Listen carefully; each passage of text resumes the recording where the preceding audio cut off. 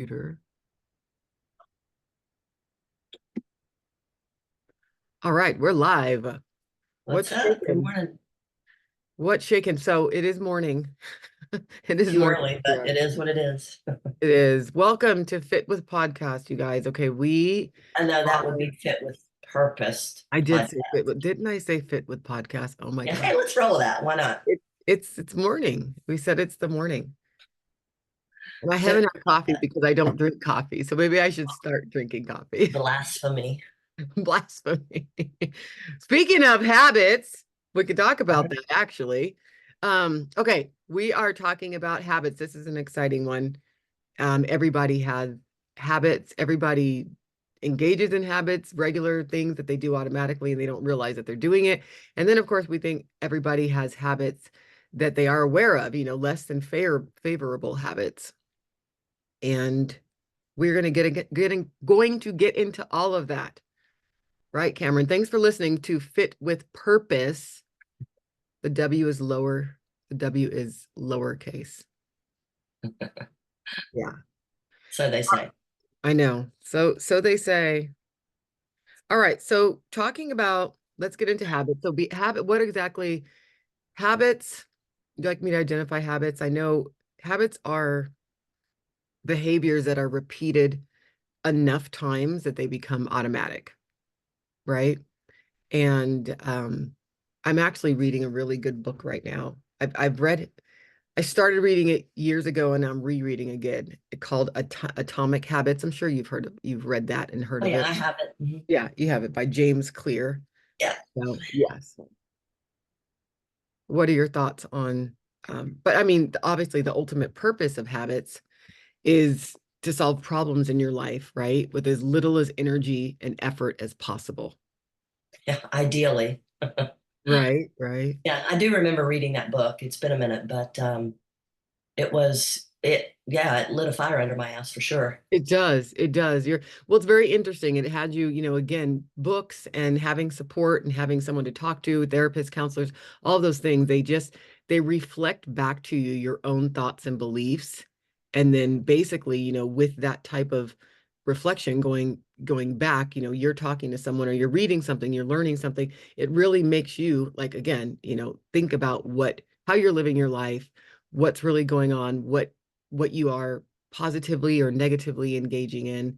And it really gets you thinking.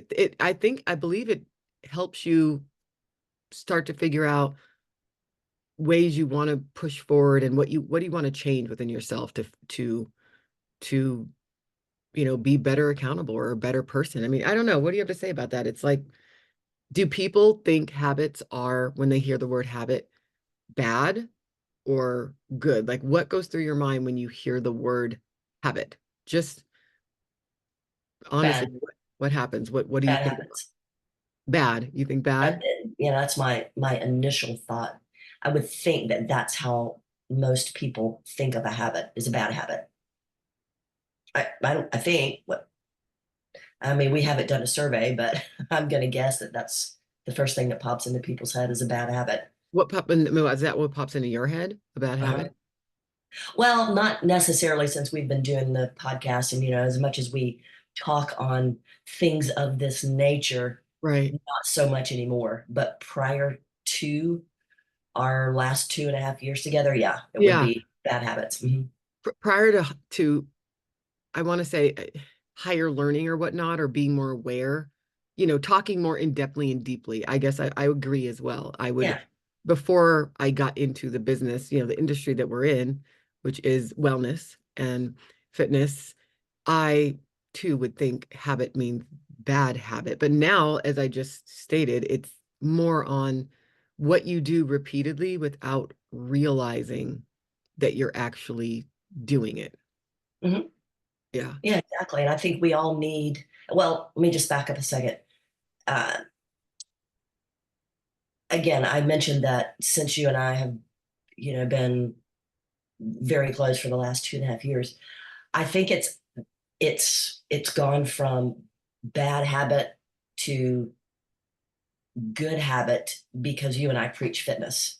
And to do fitness for most people, they need to create and then implement consistently new habits. So because of that, Right, and when I are preaching that, that's at the forefront of my brain now.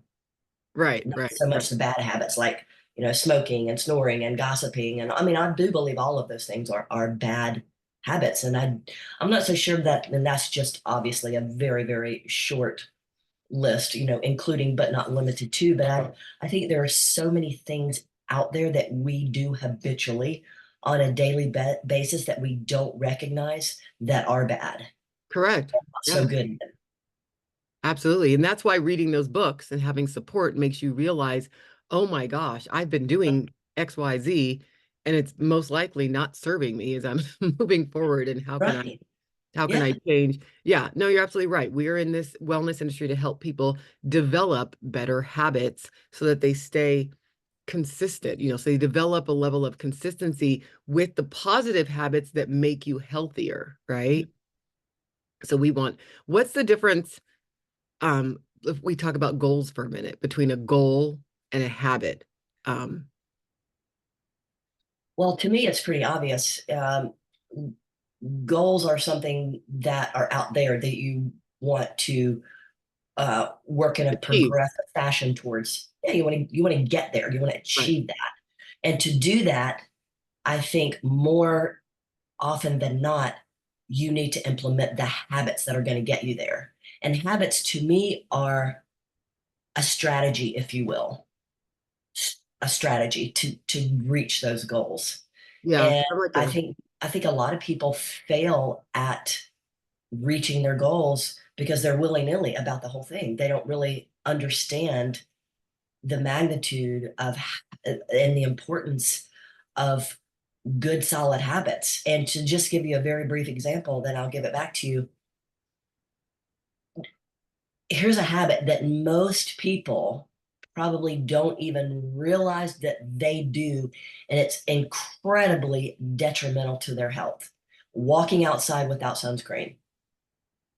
That's interesting because I walk outside without And sunscreen. you're light. You're a light-skinned black girl. Yes. And you need I mean, I'm And I darker got than you burned are. yesterday. I got See? burned yesterday. I was in because Do you it's 999 degrees in Tucson, Arizona, and the humidity is up. So I had obviously a sports bra and my shorts, and I was out, whatever. I was walking. I was literally out yeah, delivering with no flyers. sunscreen. Came back, and when I showered, I was red, the middle, from Yep. the bosom to the belly The area. bosom. Yeah, the Are you grandmother? Bosom?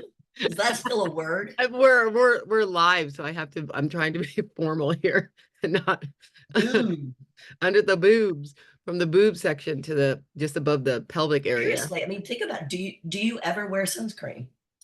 My mom gets on me about wearing sunscreen all the See? time, all the time.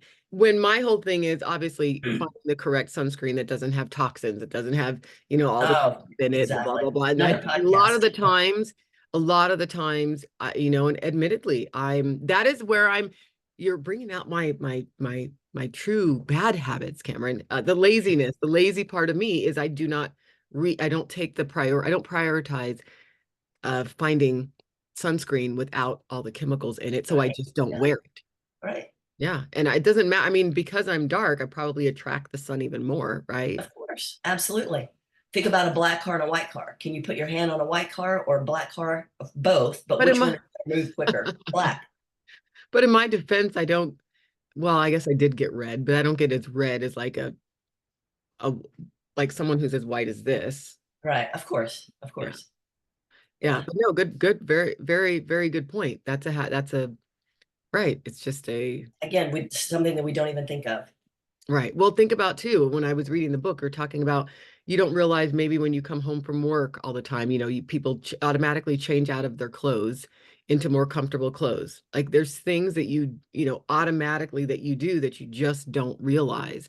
I'm sure you have everything you want in your bathroom, on your wherever, your nightstand, the counter in the bathroom, the kitchen sink area or the bathroom sink area, and you reach for there's a system that you do to wash your face, right? That's a habit. You probably do the cleanser and then the eye cream, the serum, whatever it is, the night cream. So there's a system that automatically is inside of you that you've created, and you do it without thinking. So that's what, again, like you mentioned, that we're in the business of doing, helping you live life in a healthier fashion by implementing and creating, developing different automatic systems, systems that become automatic that you just do, and they're going to serve you, according to, like you said, your goals. The goals is that achievement that you're aiming to reach within a defined period, of time, and hopefully use habits to get there. Val, in your experience with clients, how many of your clients struggle before coming to you? And then after coming to you, do you think that habits, and by the way, guys, we have not pre-formed or pre-reviewed these questions. We have not. So I'm just throwing stuff out there. I You're mean, getting it. I mean, I would think that habits would be very challenging for them. And I'm Yeah, assuming, yeah, before they come to you, right. that's probably why they come to you, because they have failed repeatedly at whatever their goal is because they haven't changed their habits. I'm Correct. And assuming. that's the first thing that gets addressed in, obviously, and as you know, in my program, it's a lengthy period of time because you need time, right? You have to start making small changes. We'll talk about that right toward the end, but I help them I help them put into place the small changes that you start to make, right? And then, but they have to be consistent. And in order for them to become consistent, the accountability comes from me, the talking, the checking in, all of that. And there's a way of doing all of those things. And the idea is, obviously, when you repeat this cycle, over and over and over, it starts to get into your head and become automatic. But also there's mindset that's attached to that as well, obviously, like the way that you think, the way that you are regarding what you're doing. And initially, when people come in, there's habits that they want to stop. And again, the bad habits that they want to stop doing. And, for example, we can talk about wine. People are like, okay, I drink wine 5, 6 days a week. Hey, And don't be a hater. yeah, Don't be a hater on mine. I hate on wine. I love my wine too, but I'm a very, very lightweight. Oh, speaking of, what does this say? Hold my wine. I gotta pet this dog. See? That was not Everywhere, planned either. everywhere, everywhere. But yeah, and they're like, I want to, because obviously alcohol is what? I mean, it's inflammatory. It's It's again one of the not so indulgences. good. Yeah, and one of the indulges, sugar, alcohol, all these things. And the idea is, it's not that I want to ever stop drinking it. Let's practice, cutting back, or adding in other ways that you're doing something where you don't feel as if you need it, that particular night, substitute it with this. But again, this, both of us exercise for a living, and also when you work out and stuff, it gets, things happen to you, and when you start to live a healthier lifestyle and exercising regularly, eating better regularly, when you notice those changes happening to you, you understand the value. So then you're able to do what? Build discipline around controlling that habit of drinking wine, right? So I'm not going to 7 days a week just drink wine. I know what it's doing on the inside of my body, whether it's reflecting on the outside or not. I want my skin to remain healthy. I want to be, more cognitively aware, just all these different things. So habits are, it's very important. I don't know, what do you have to say about that with wine and people who want to stop a bad habit and develop a new one? I think it's more often than not that people want to, and maybe operative word, maybe make a half-hearted attempt at that, but don't follow through. And I think that is a result of lack of discipline, but to to find that discipline, if it doesn't come from within, that's where it is so critical to ask for help. Yeah, it won't come from within. None of us, we're humans. We don't have the capability of restraint all the time, especially when it comes Yeah. to habits, when it comes to, I want to read something. It's funny. It's actually from the book, and I wanted to bring it up because in this book, it's called Atomic Habits, you guys, by James Clear. I have it right here, James Clear. He says that, any habit can be broken down into a feedback loop that involves 4 steps: cue, craving, response, reward. Okay. And one part, I did just want to read a little excerpt. You know what that sounds like to me? It sounds like the dopamine cycle. Exactly. And it says here the habit loop is continually scanning the environment, predicting what will happen next, trying out different responses, and learning from the results.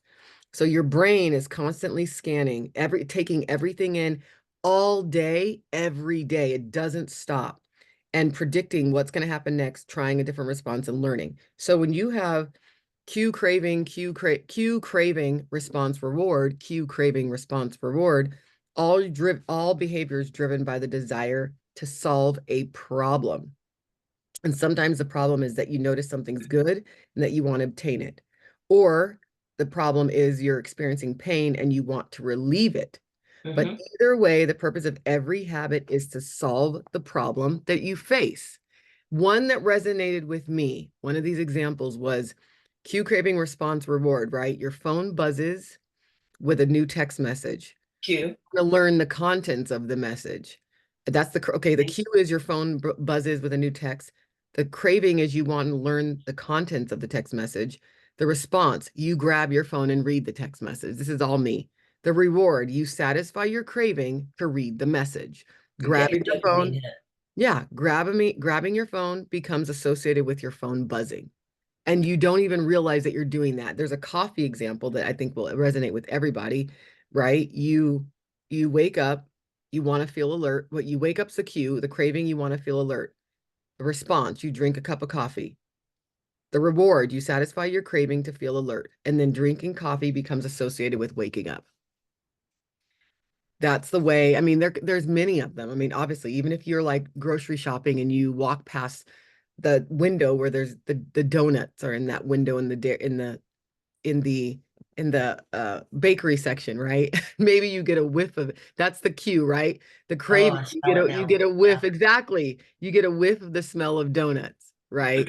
And then the response would be that you go over there and you get a donut and you eat it. And then obviously your reward is you've satisfied your craving for that donut. And now every time you walk past donuts, you can't help but psychologically already believe that you smell it, whether you really do or not. Because actually, in all honesty, those donuts inside the grocery store, they don't smell, they're not fresh. In fact, most of the time they're Right. stale. But Right. psychologically, you know what they do smell like when fresh donuts. So you create that that that sense that you smell it. I mean, obviously in a fresh donut shop, you'll actually smell it.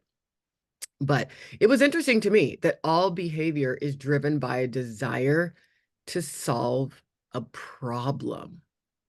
Think about it. I mean, you could even think about several examples. Why do you want to stop drinking wine? Well, because I drink it too much. Why do you want to stop smoking cigarettes? I know it's bad for me. Why do you want to stop chewing tobacco?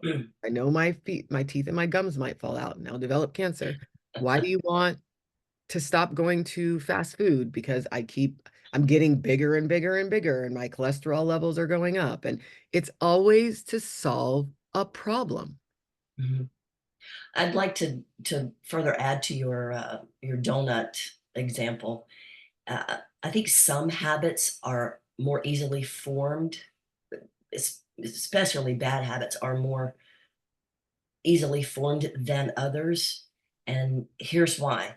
You and I both know about the receptor on the back of the tongue Yeah. that is specifically a sugar receptor. So when we taste that sugar, it's called the TAS-R1 receptor. It's on the back of the tongue. So if you walk by donuts and you cave once, and then you go home and you eat those donuts and they taste so friggin' good. The next time you walk by those donuts, that that receptor is going to be triggered, and Right. you're going to want those donuts. If we didn't have that receptor, we wouldn't give a shit that the donuts were there. Isn't that funny? Can we cut that receptor off? Can we Maybe yank it out, saw it off, surgically toss it. remove the receptor so that you're no longer But don't you're you no find longer. that interesting? I mean, that as opposed to say the sunscreen example. So But repeat it again, just so that listeners that remember. There's a receptor at the back of your tongue. So go ahead, explain what it does for the. yeah, it's a sugar receptor. And why the hell it's there, I don't know. And Right. research has not explained that. But there is a receptor, and its only function is to detect the sweetness of sugar. And this is different than the taste buds on the tongue. This is on the back of the tongue. There is a chemical receptor that specifically detects when we ingest sugar, and it makes you want more. You crave more. And unless you have the discipline built in to ignore that craving, that's how a bad habit starts. Absolutely. And I might add, the society or Food and Drug Administration, the food industry is perpetuating they're adding on to our difficulty because we're human nature. Obviously, human nature as it is, we will not just automatically have the ability to resist something that tastes great, that has that sugar on there because it's designed for us not only to like it, but to be get addicted to it. And what I'm saying is the Food and Drug Administration, they're those food-like products, all those little donuts, all the little cakes, all the foods, even the healthy foods, spaghetti sauce, all these great things, they're adding specific levels of sugar particles, like you're saying, not true sugar cane. It's more than that. The artificial sweeteners, the preservatives, all those things with the design, it's designed in mind to get us not just to like it, but to get addicted to And it. want more, because what happens if you want more, you buy more. If you Right. buy more, their pockets get fatter. Of It's as course. simple as that. Yeah. Exactly. So we're fighting an uphill battle here, fighting an uphill battle. We have to figure out a way to hijack that system and develop the discipline. And we can't without support and repeated support for buying, healthier products or engaging in certain activities. I think I did a reel 2 weeks ago. I told you about this. It was when you sent me information about that receptor in the back of your tongue. And you know what happens is, as you know, anytime we engage in sugar and refined foods and all those things, we're getting that surge, that dopamine, serotonin, all B vitamins. It's a feel good hormone that gets released and into our brain. And I had said in my reel that, next time you want to have chips or donut or sugar, literally do whatever it is I said, like 15 air squats and, or 15 jumping jacks or 15 push-ups, because just try it. I was telling everybody, because what's going to happen is it's going to release the same hormones that get released when you eat that type of food. So your brain will get that satisfaction, and you can, back away from foods. And I said, just try it. I literally, like, I think I put it on TikTok. I put it on Instagram. It blew up on TikTok, I think it was. And someone was like, yeah, thank you for that tip. I'm going to keep eating my cookies. Of course you get that. Uh, You get uh, the haters, but then someone else is like, oh my gosh, I'm going to follow you because I actually tried it and it worked. And I went, oh my gosh, I reached a person, at least that when I right. had looked at it at that time. So it made me feel really good, but it's true. Just try it. It's not, who's saying it's not. If you psychologically are like, this is not going to work, I want this bad, and then you're sitting there and Mhm. you're begrudgingly doing this, maybe that won't, because Right. you've already decided what the outcome is going to be. But, try it. Try it. Do 10 air jacks if you can jump, or jumping jacks, push-ups, something. It really does work. And I mean, if you're sitting there, even if you want to stop, say you're eating a bunch and you just want to like, okay, I think I know I'm eating too much. Let me back off. And I can't back off. Then, try doing, a little bit of some, couple reps of a body weight exercise, see what happens. Yeah, I've never tried that, but I would certainly be up for that. But then again, I don't necessarily have, an issue with Oh, overeating. okay. Well, as we're talking about habits, let's identify, because before we started this, Cameron and I were talking a little bit for ourselves, can you identify, I guess, a bad habit that you have? And you put it out there for everybody. I'm going to think as well. I think I've told you, I don't know if it has to do with food, but just any habit that you're realizing that you have that, I don't know, doesn't serve you. You go first. I go first. Well, I've told you, like, what you can see my knee is up, right? I mean, the podcast can't see, like, when I sit here, I normally pull my knee up I to, don't think that's a bad habit. well, not that it's a bad habit, but it's not Just particularly something that you do. It's a something I habit. do. It's a habit. Well, sometimes when I'm driving, I do it. I told you, it's just a way that I I kind of do think. that It's too. not Yeah. necessarily safe. That's not good. That's not particularly good. I think the habits that I engage in, I'll recognize that they're not great. Um, but I go into it knowingly. Do you know what I mean? Knowing that it's not, well, you know what? Then I can't say that it's a habit, because habit is automatic. Do you know what I mean? I guess what I was trying to say is a choice. Like, I'll make a choice to eat something that's not great, a donut, or have an energy drink that I know it might have nitric oxide, which is good for, bringing energy to the surface of your of your blood, but it may also have like one artificial sweetener or something. And obviously I don't, those are not, I don't have that. But if there's nothing else, I'll make the conscious decision, okay, I'm going to have this. And I know it's not good for me, but I don't know if that's necessarily a habit. You've got to think, just something that you automatically do that you're not aware that you automatically do. That is, someone told you. What's your favorite? Sorry, go ahead. I would have, I mean, there's things What's I your do I know I shouldn't do, but as far as a habit goes, that's repetitive or cyclic and that I'm unaware of, I would have to think What about that. sweets do you buy on a regular basis? I If don't. you don't buy Oh, any sweets, well, art of, let's hear it. Look, have it out. it's Tell not, I know me. it. It's not the same. Coke Zero. Oh, what? Hold on. What did you say? Coke Zero. So what is that? You mean, I mean, I know what it is, but It's you like buy it. Diet Coke, but minus Yeah, yeah. they have just different types of artificial sweeteners. Right. So are you saying you regularly buy it? It's a habit, or what do you mean? I do regularly buy it and I don't drink it every day, but I would say 5 times a week. Yeah. 4 to 5 times a week. Well, that is a habit. That would be a habit, right? But you consciously do it. It's what you want to do. Yeah, I guess there could be habits that you know of and habits that you were unaware of that you do. So I guess there could be both.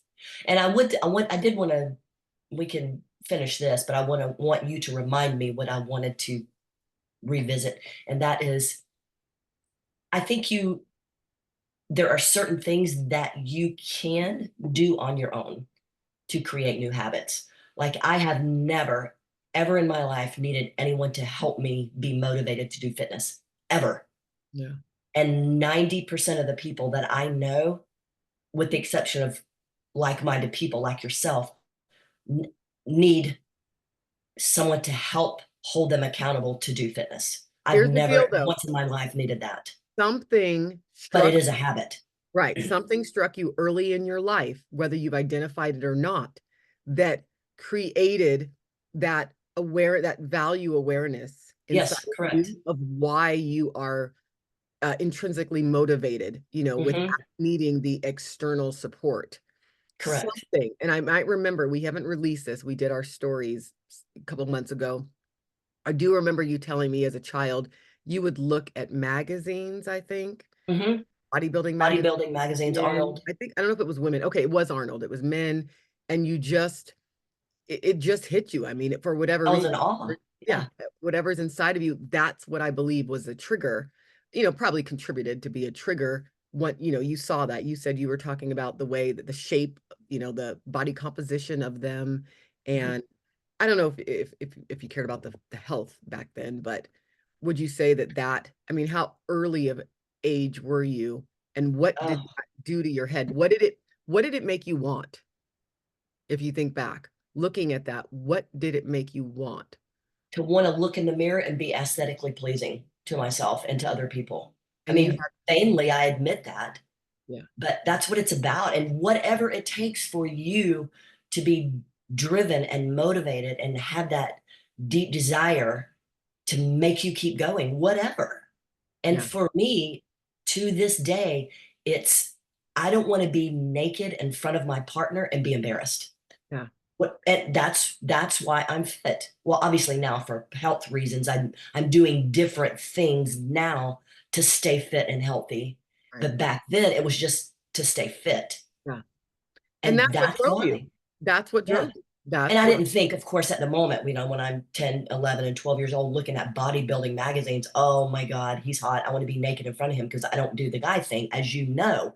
But I could recognize the attractiveness of a nice physique. yeah, the beauty, the And beauty. and the more that that the more that progressed, I was like, wow, I can do certain things to my body in the gym to manipulate how I look. Right. And the better I look in the mirror, the more desirable I'm going to be to someone else, which is true.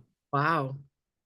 Wow. And That's that is exactly why there's other reasons too, because I want to be healthy, not on appearingly on the outside, but I do want to be healthy on the inside, which is why I've changed gears in the last couple of years yeah, doing, yeah, doing my thing. But that's the reason. Yeah. I've always been internally motivated to be fit. Always. yeah. And again, everybody has their, has their vice and what they need, and that motivates you because that's where where you hold all that value. Somebody else, it could be who knows what their profession is or what their hobby is, sewing, art, musicians, right? All these things, and they develop those habits that are geared toward making them the best in that particular field. You know what I mean? Mhm. I don't think I was consciously aware of any of that. It was just one of those situations where my dad pushed me over and over, just made me not made me exercise, put me in various extracurricular activities. And, I just noticed, I think it all comes down to the feeling inside of you. It gave me Sure. confidence. It made me feel good. And what I did always notice at an early age, the aging thing. I really did. I looked at people, I looked at older people, I looked at wrinkles on their skin, their face, their this, their that. And I realized I looked at my body compared to even like my peers, and I'm like, okay, I believe I saw muscle. I liked that. I always wanted to keep that. And I'm like, okay, and I don't think I, look this way. It's like, okay, so how can I maintain this? And, that's really, I believe, where it came from. And then just I did have a physical person like my dad that was just a motivator and someone, and someone who I was inspired by to keep doing that. Not that we were doing it correctly at that time, but it's interesting. It's definitely interesting. Well, we'll have to talk more about habits we'll get ready to wrap up. I don't know how long we are I don't in know either. I this, don't have but so the last thing that we want to talk about, what can we, in terms of leaving the listeners with some tips to develop better habits? as in develop and support. Yeah. Well, if you're not intrinsically motivated, I would say, and you've tried over and over and over again, probably one of two things. You're going to have some sort of event in your life that's going to scare the shit out of you. That's number one. Number two, if you don't have some, and I'm talking about some uh, some cardiac event, so some neuro event or event like a stroke or a heart attack, and you make it through, that hopefully would motivate someone. Because I don't think simply getting diagnosed with high blood pressure or CVD, cardiovascular disease, or a TIA, small stroke, is going to do it because there's no repercussions. But Yeah, if you that's have a heart always attack, that way. yeah, if you have a heart attack and you end up in the ER and then you wake up and somebody's on your chest doing chest compressions, you're like, oh, well, or you wake up later in the ICU, that very well, that event could, not will, but could in some people motivate them to get their shit together. And then the other thing, if they don't have some precipitating event that causes some really bad repercussion, they could, I don't know, be listening to this and say, you know what? I've tried it. It doesn't work. I don't want to disappoint myself again. I'm going to reach out and get help. So those are the two ways they That's can reach out that's to the you. number one. That's number one. If we could leave you guys with several small ways that you can start getting um that you can start developing better habits, as Cameron just said, is to get that support. Because how many people do you know, like you're just saying, that do have the heart, all those things, they do good. The doctor's like, you have to eat better, you have to start exercising. They do it for a very short period of time because it's human nature. It's human nature. Without accountability, without um, that type of support, someone on you that's not in your family, because we know that does not work. It has a tendency to create um, just adversity and resentment and arguments and problems within the household. But you have to get an outside support, whether it is a coach, a therapist, accountability partner, and even accountability partner. Remember, again, that doesn't always, I like that. And I'll talk about, having a partner to do things with, start off that way, at least maybe jumpstart. But again, 9 out of 10 times, that's not sustainable either, because you cannot control what other people do or when they start and stop.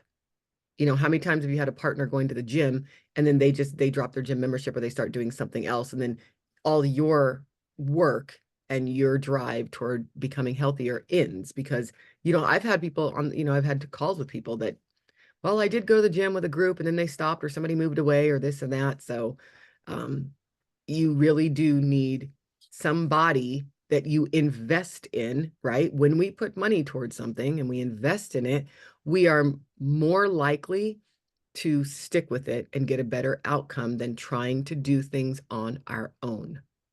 Yeah, I think that's called skin in the game. Skin in the game. Yeah. Now we've got these devices too.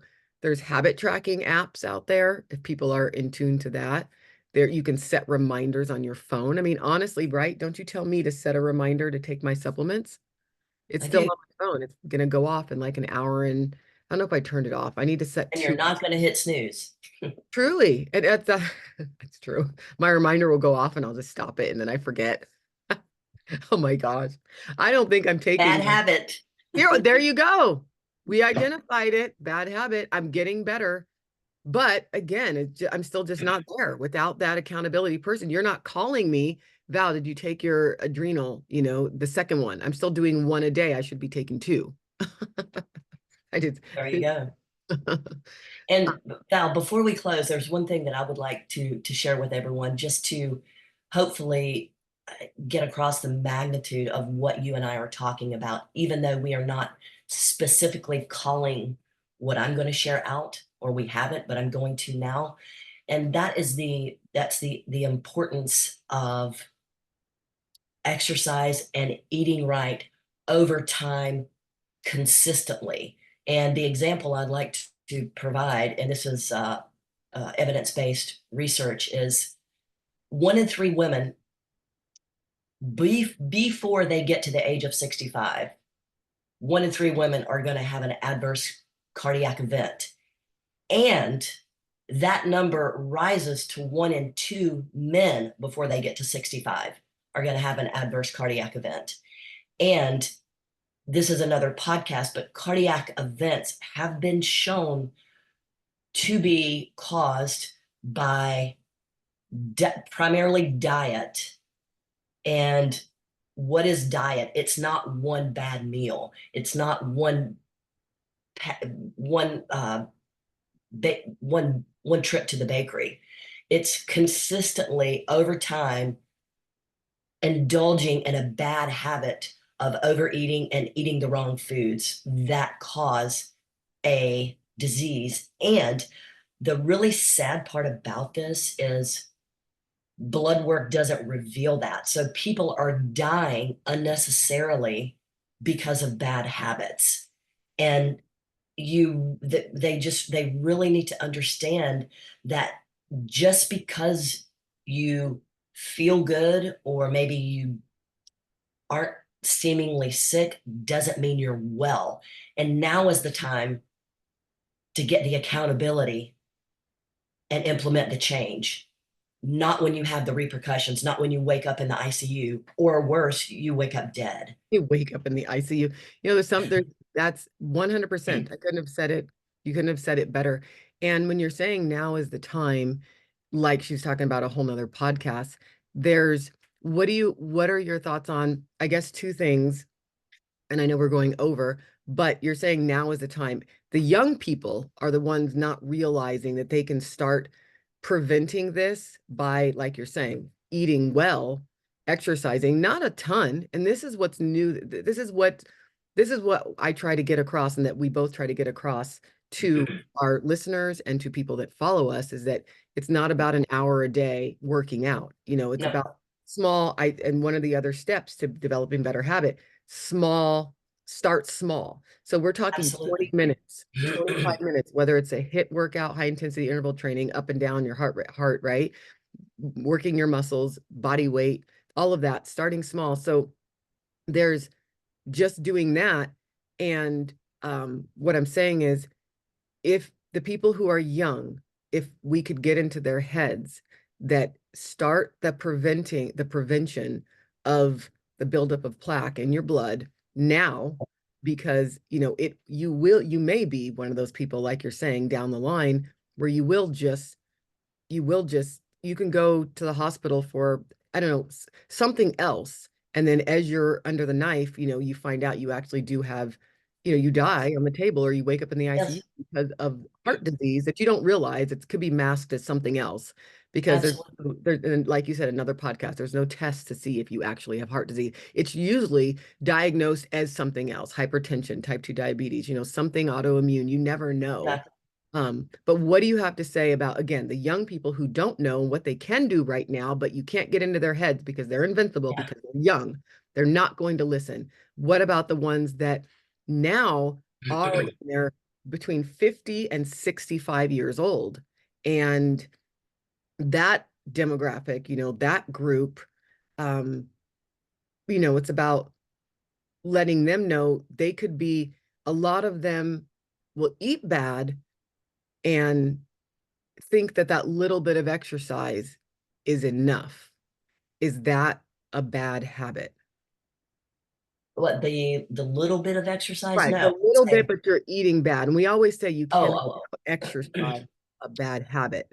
What's the correlation between that particular bad habit where it's really not enough exercise and you're still indulging more than you should be?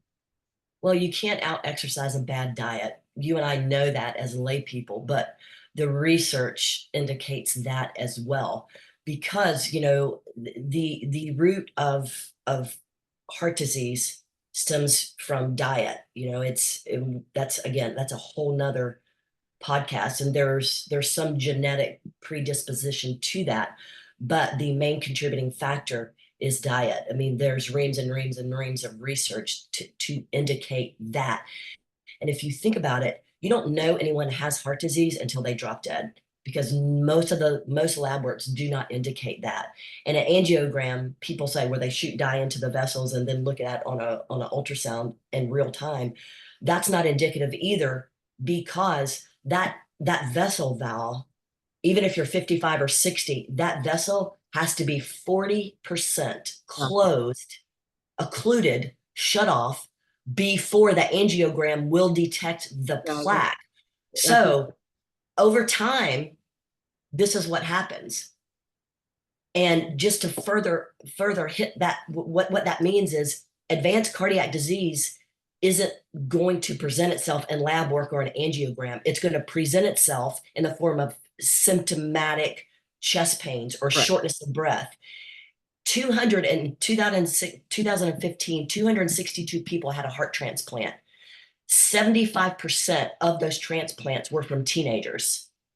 Yeah, that's And insanely. do you know that they did it's called an intra ultrasound. It's not entirely 1,000,000% accurate, but an intra ultrasound of those new hearts for the people before they were implanted into the recipients showed a degree of heart disease already at in the teenage level.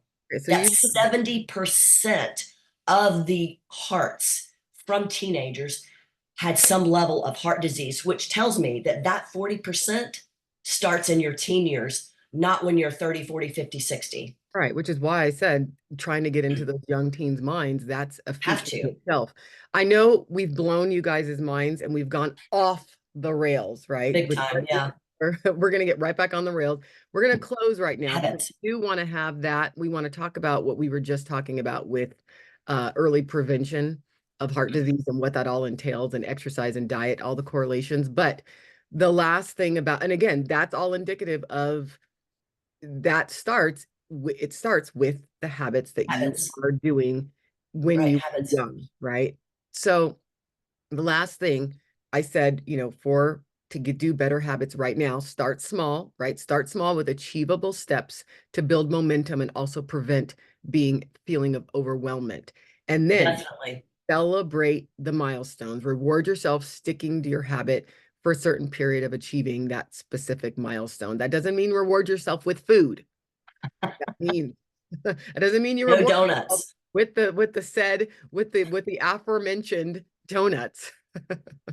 But reward yourself, acknowledge it, talk It's a about it with it's your a big deal. Yeah. say it out loud, talk about it, tell yourself that you're a baddie, and then educate yourself, listen to podcasts. There's billions out there. Go on Spotify and search, go on Google and search. Oh There's my God, I heard of this really good one. It's called Fit with Purpose. Have you heard about it? I know that one too. It's about these two girls. One's Yeah. black, one's white. They're always chit chatting. One always has the ocean in the background. And Yeah. She's yeah, always in Hawaii. always in Hawaii. But I think it's also, all of that, what you just said, 1,000,000%. And we have to remind you guys that it's not overnight. It doesn't happen overnight. Change comes with consistency, and you're going to fall off. That's okay. Don't scrap the whole diet. Stick with it. Stick with it.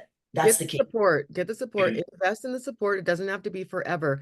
But if you're someone that is a negative Nelly, or you're always thinking that the world is against you and that you're the only one that has these things happen to you and that it's not going to work for you and that you've tried everything, Yeah, stop your get bullshit, out. stop your victim attitude, and get down to Right. business. We urge you to get out of that mentality by investing in a coach, get the help, get 100%. support, not the help that you need for a period of time, and then the training wheels come off. So thank you guys for listening. We will put the description as usual in the show notes. We'll put our social media handles. I'm Val. You are. Here's Cameron. Cameron, Oh gosh, we love what you do. We want your feedback, and we also want we want to know what you want to hear. So until next time, to better habits and moving forward cheers. with support. I'm going to go drink my vodka now. Oh my gosh. I'm kidding. Y'all have a good day. We will catch you guys later.